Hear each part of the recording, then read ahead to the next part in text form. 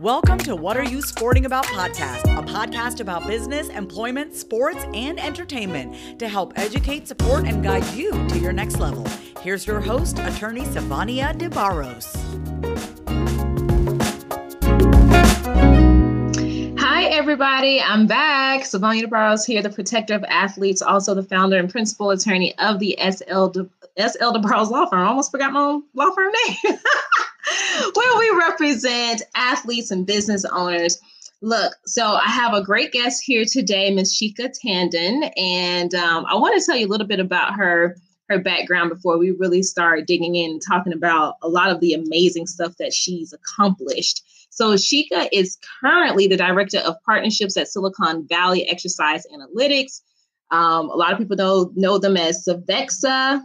And she also serves on the board of directors for a nonprofit organization, Bridges of Sports. She is an Olympian swimmer. She's represented India at the 2004 Athens Olympics Games. She is a Arjuna Awardee and has won 37 international medals for India, 146 national medals, and created 75 national records. She also holds a Master of Science in Biology, a Master of Science in Biotechnology, and a Bachelor of Science in Biotechnology, Genetics, and Biochemistry. In her professional career, she has combined her academic knowledge with athletic experiences to work as the science program lead at the United States Anti-Doping Agency, as well as various fitness, wearable, and technology companies. Welcome to the show. Thank you, Sivonnia. It's great to be here. I know we've gone back and forth the past few months, but really glad we could make this work. Yes, me too. And I love all of the accomplishments that you've received in your academic journey as well as your athletic journey, because there's so much that you've been able to accomplish here. So I want to open up the questioning with my main point. What are you sporting about? What does that mean to you? So I think, the last couple of years, because of the pandemic, we've all had to just take a step back and, think about our own personal journeys. And I think for me, that's where I am right now. So when you ask the question of what are you sporting about, I think that's what it is, your own personal journey. Because, even for me, I have two young girls, one's 7 months old. So, the last 1 year has been, busy to say the least. And, just being...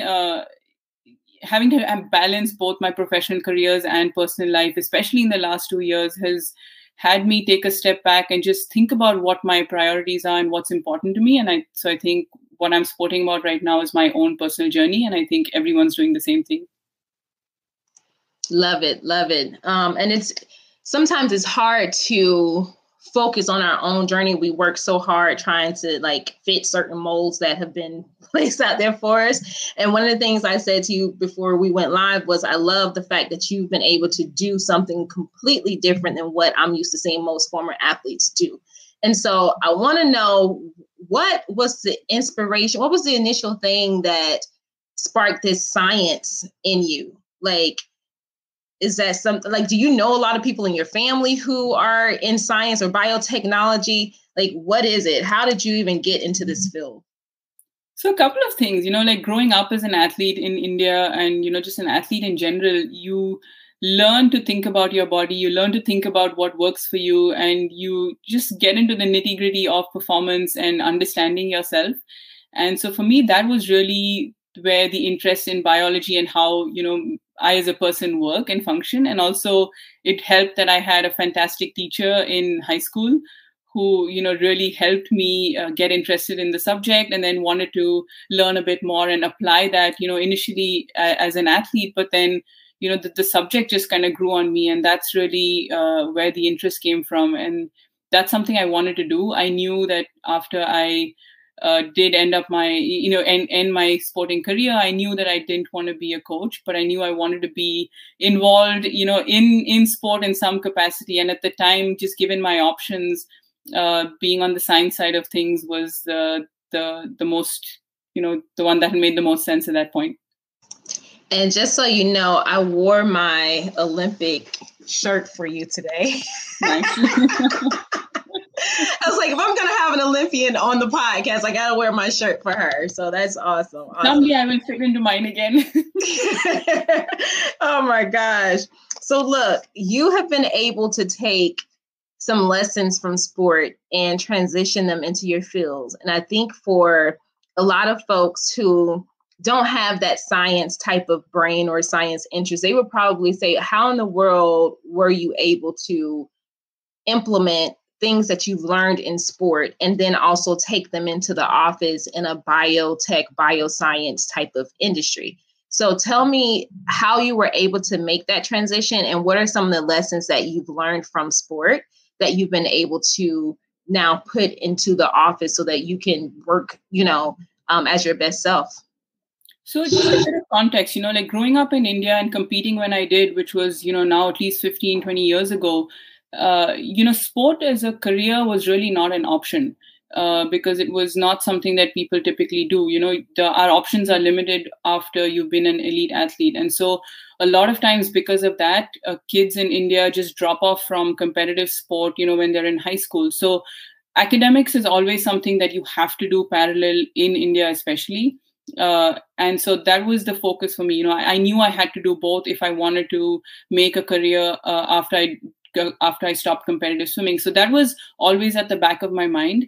I wanted something that I could leverage. I wanted something that I could, leap off of when I decided to quit competitive sport.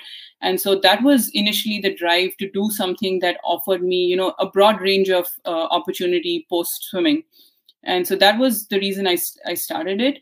But then, like I said, as I grew in my swimming career, as opportunities opened up to me from the professional standpoint, I was able to mix and match and understand, the different avenues and opportunities where I could apply what I had learned. And I landed up at the US Anti-Doping Agency after I graduated simply because, as an athlete, I had been through so many drug tests myself. And so I knew the Indian system and I knew just how much work had to be done, both from an athlete standpoint and from an agency standpoint. Because growing up, there was no concept of anti-doping education in India. So my first, anti-doping test was, I was 13 years old and I was taken to the bathroom and I said, hey, you need to pee in this cup. And I was like, wait, what's going on? And it was just alien to me at the time.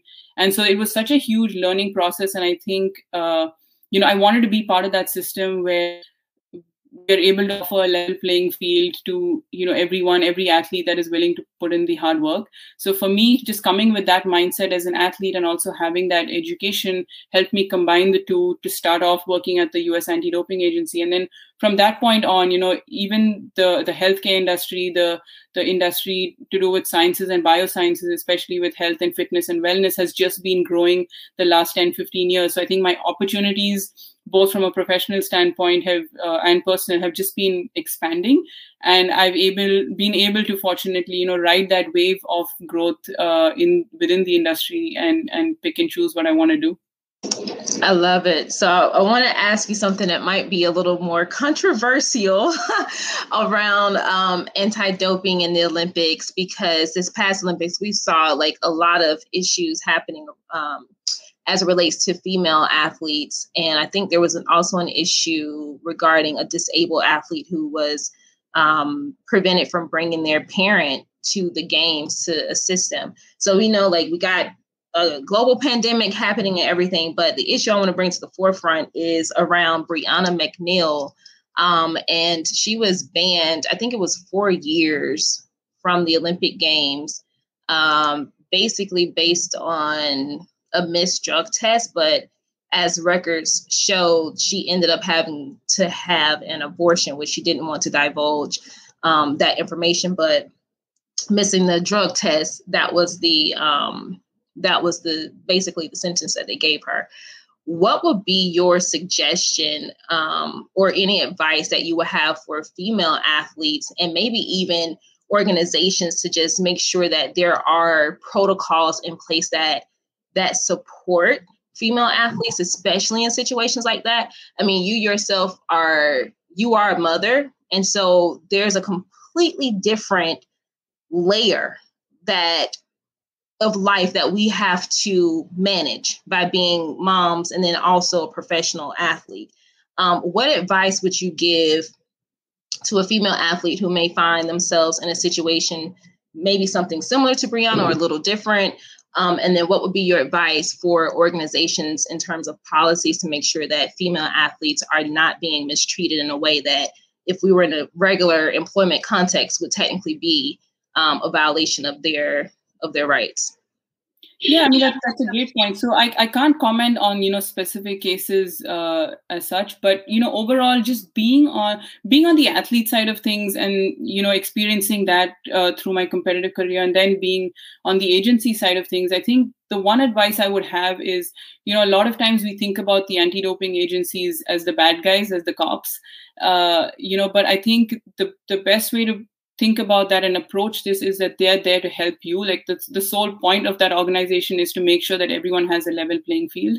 And so they are there for the athletes, and being on that side of things, I know that they're constantly thinking about the athletes. There's a huge, education department set up. There are different departments set up, keeping the athlete and coaches in mind and the whole sporting ecosystem in mind. So, my advice would be, whenever there's a situation, be open about it, be open to talking about it, because when someone brings up a certain topic and initiates a conversation, then, it helps the other person on the other side understand. And maybe, there's a perspective that they haven't thought about. And then in the future, they can use that perspective to, potentially have policy changes or just think about the rules differently.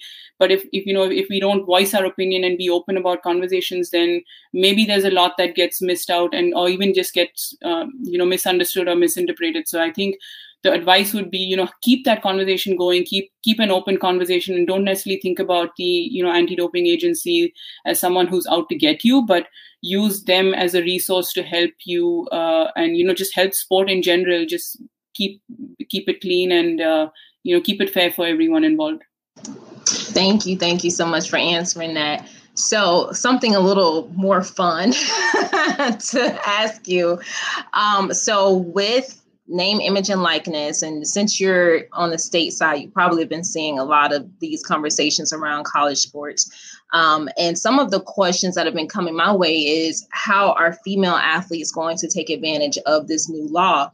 And so my question for you is, for a female athlete who's in college or soon to transition to college, what would be some tips that you would give this athlete to go out into the world to possibly latch on to certain opportunities to monetize their name, image, and likeness?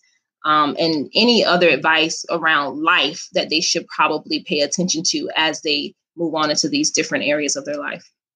So I think a couple of things. For me, what has worked is, just understanding who I am as a person and what I stand for. And I try and just, break them down into a couple of pillars that, this is something that embodies me as a person. And so when an opportunity comes along, and if it's aligned with something that I believe in and something that I stand for, it's a very, very easy for me to, say yes to that opportunity and, be able to contribute in a meaningful manner to that opportunity. But if it's a time where I'm unsure about myself, or if then sometimes it makes it harder for the opportunity to work both ways. So I think for people coming in, especially college athletes, I think it would be great if they could step back, just think about what their interests are, what they want to stand for. And the minute you have clarity on that, it's almost like opportunities come your way, because then they see that it's a perfect fit. Because even companies and agencies want to be working with people who stand for what they stand for, and if it's a mutual, if it benefits both parties mutually, it's always a better working relationship. And in terms of just personally what I've experienced, in terms of taking opportunities, what's worked for me is going back to things that may not have worked the first time around. And in fact, that's really how I got into swimming. When I started off, I was very scared of the water. I wanted nothing to do with swimming as a sport.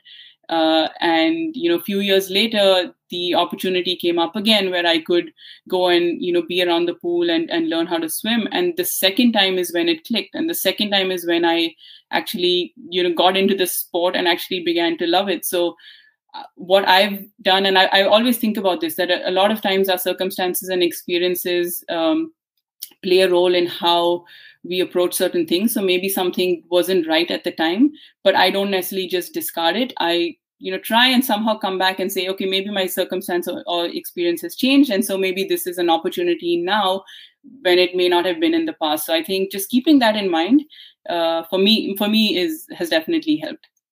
That is awesome advice. And so I put in the comments, if you're watching this live, your fear made room for your gift. And I think it's so important for people to really latch on to what you just said, like come back to certain things. So I think sometimes we stay away from what feels uncomfortable or what created a certain rejection for us just because we don't like that feeling.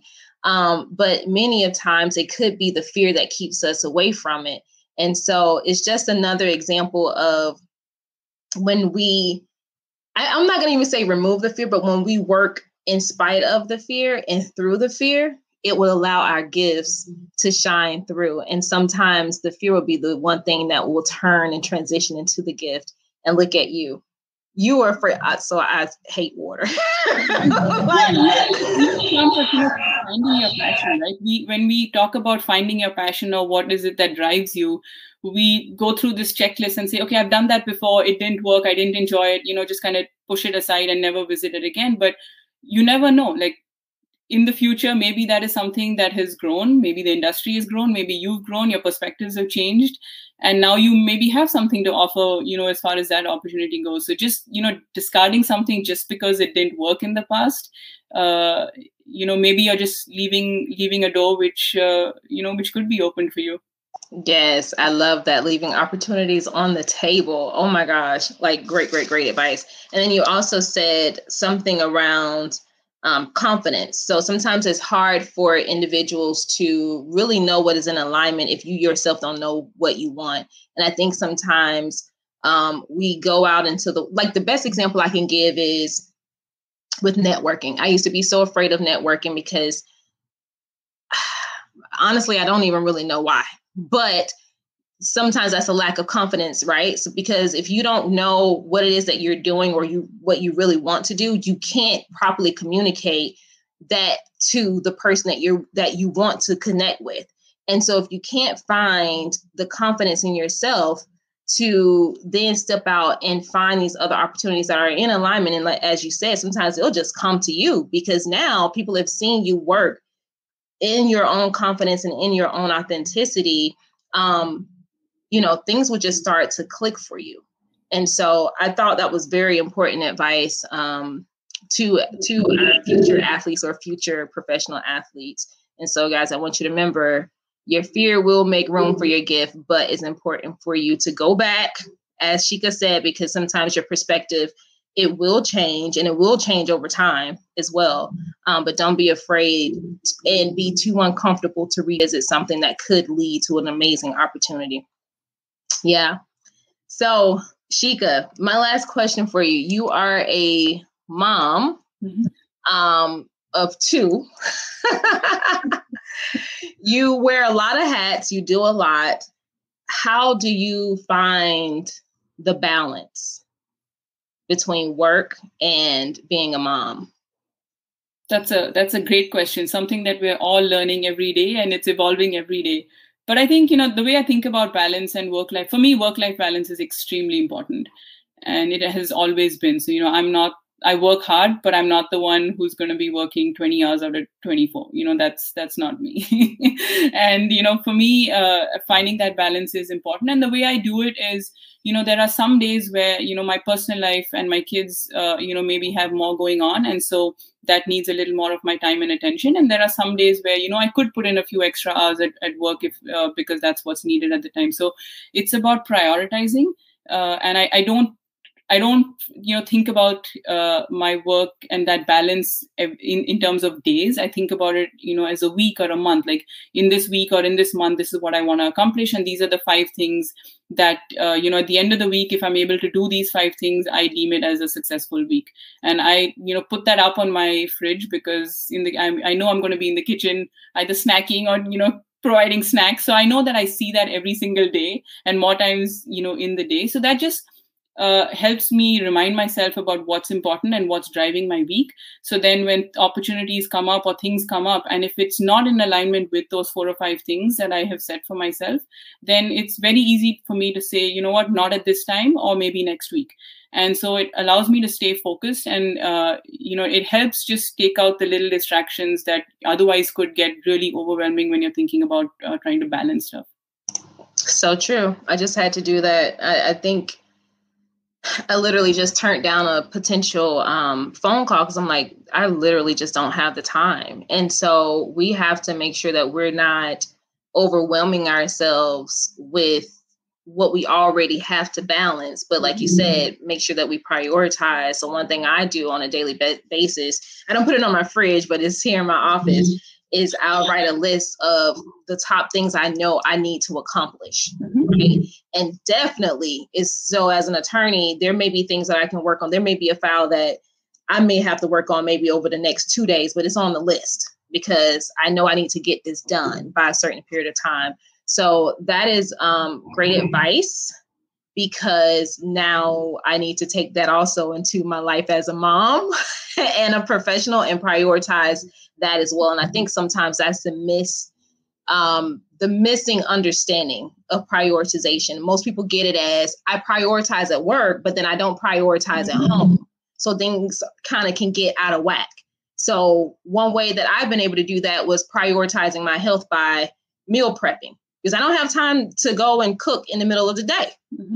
It's like, it's too much, it's too annoying, and it's too time consuming because I want to make sure I get certain things done. So, and especially in the last couple of years where a lot of us have worked from home and are probably still working from home, where that personal and professional, it's all just happening in within the same 4 walls. And there have been times when when I say prioritize, I don't mean that I just need to accomplish these things from a work perspective. There are times when the number one thing on my list was as a priority was just sleep.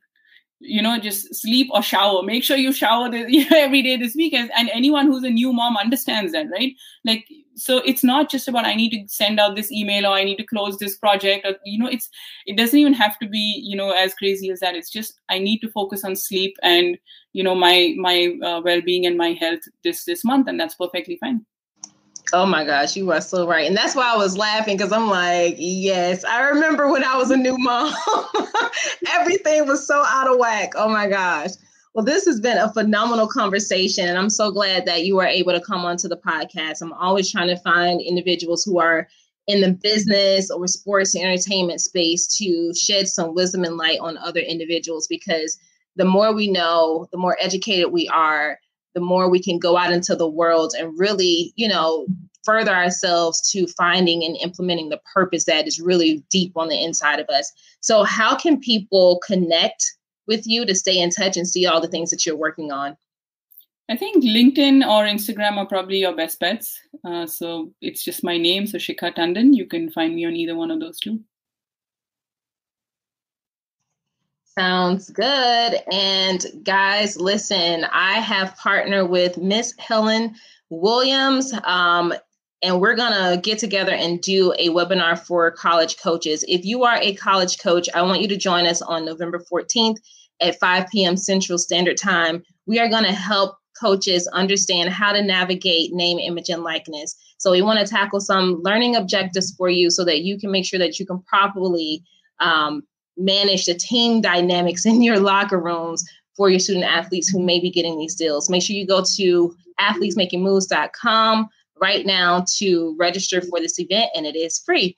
Guys, make sure that you go to any podcast on any platform and any podcasting platform that you like and subscribe to this podcast, What Are You Sporting About, so you never miss an episode, and so that you can get this link to Shikha's episode when it is live.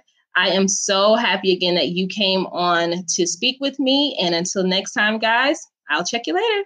Ciao. Thank you. Thanks for joining us this week on What Are You Sporting About podcast. Make sure to visit our website, prosportlawyer.com, where you can subscribe to the show in iTunes, Stitcher, or whatever your favorite platform is, so you'll never miss a show. And while you're at it, if you found value in the show, we'd appreciate a rating on iTunes or iHeartRadio. Or if you'd simply tell a friend about the show, that would help us out too. If you like the show, you might want to check out our book, What Are You Sporting About? Attorney Sivonnia DeBarros is available for private consulting at sldebarros.com. And remember, we're here to educate, support, and guide you in your journey to success, because we're all sporting about something.